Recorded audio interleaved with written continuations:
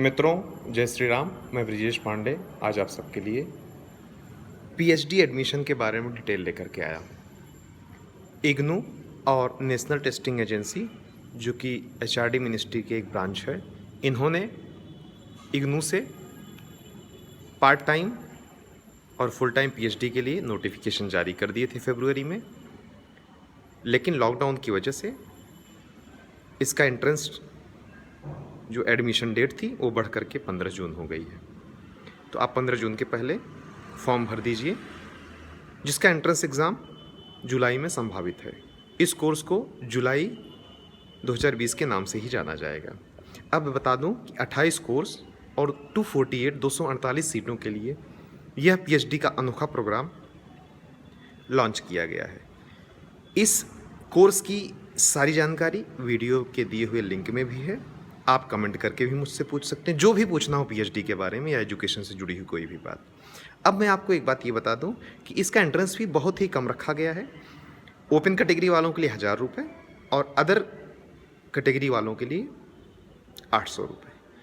लेकिन फॉर्म भरने के पहले आपको यह जानना आवश्यक है कि कौन लोग इसके लिए एलिजिबल हैं। तो मैं बता दूं, यूजीसी भारतीय मान्यता प्राप्त यूनिवर्सिटीज़ से पास हुआ कोई भी पोस्ट ग्रेजुएट स्टूडेंट इस कोर्स के लिए अप्लाई कर सकता है, लेकिन शर्त यह है कि उसके पोस्ट ग्रेजुएशन में मिनिमम 55% मार्क्स होने चाहिए अगर वो जनरल है तो।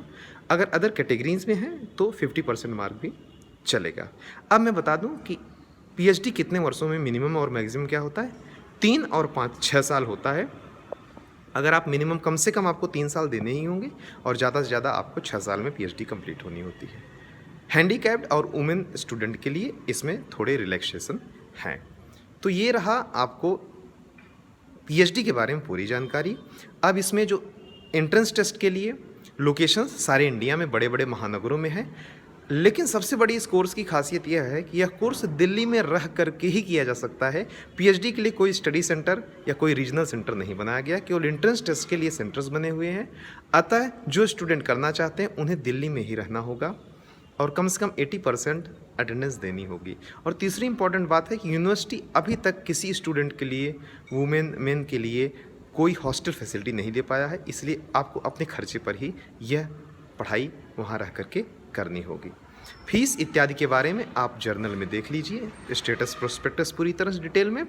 और तीसरी बात यह है कि इसका जो एंट्रेंस टेस्ट का मैटर है, सिलेबस है, वह प्रोस्पेक्टस में बहुत अच्छे से डिटेल में दिया हुआ। आप जिस भी सब्जेक्ट में जानना चाहते हैं जा सकते हैं, एंट्रेंस दे सकते हैं। उसके लिए एलिजिबिलिटी क्या है, मतलब किस कोर्स में आप एमए किए हैं, एमकॉम किए हैं, एमएससी किए हैं, पोस्ट ग्रेजुएशन किए हैं, एमबीए किए हैं, तो आप कौन सा पीएचडी कर सकते हैं, इसकी एलिजिबिलिटी भी आपको मिल जाएगी। इसका सारा रूल्स रेगुलेशंस मिल जाएगा। फिर भी यदि आपको कुछ कहना है तो वीडियो देखने के बाद आप पूरा कमेंट अच्छे से कर सकते हैं। जो भी जानकारी है मैं यथासंभव प्रयास करके आपको जवाब दूंगा। और इस तरह की और जानकारी भरे कोई वीडियो चाहिए तो मुझे आप कमेंट करके बता सकते हैं। उसके पहले आप मेरा चैनल सब्सक्राइब कर लीजिए ताकि आपको समय समय पर ऐसी जानकारियाँ मिलती रहें और कुछ छूट न जाए। और सबसे इम्पॉर्टेंट बात यह है कि यह जो एलिजिबिलिटी टेस्ट है नेशनल लेवल का है। इसमें एंट्रेंस के आधार पर ध्यान रखिएगा 70% रिटन और 30% आपको वाइवा के आधार पर आपकी मार्किंग की जाएगी, आपकी लिस्ट मेरिट बनेगी। लेकिन ध्यान रहे कि आपका सिलेबस जो है पूरा कवर करके जाइए, पूरा पढ़िए। जिस सब्जेक्ट में आपकी मास्टरी है, एक सब्जेक्ट का उसका पेपर रहेगा, बाकी और पेपर का पैटर्न जो है वो भी दिया हुआ है इसमें, आप देख लीजिए। और तैयारी ऐसे करिए कि एंट्रेंस निकल जाए। प्रीवियस ईयर्स के क्वेश्चन पेपर्स भी आप प्रेफर कर सकते हैं। यदि और कोई जानकारी चाहिए तो मेरे साथ बने रहिए, चैनल सब्सक्राइब कर लीजिए। बहुत बहुत धन्यवाद। जय श्री राम।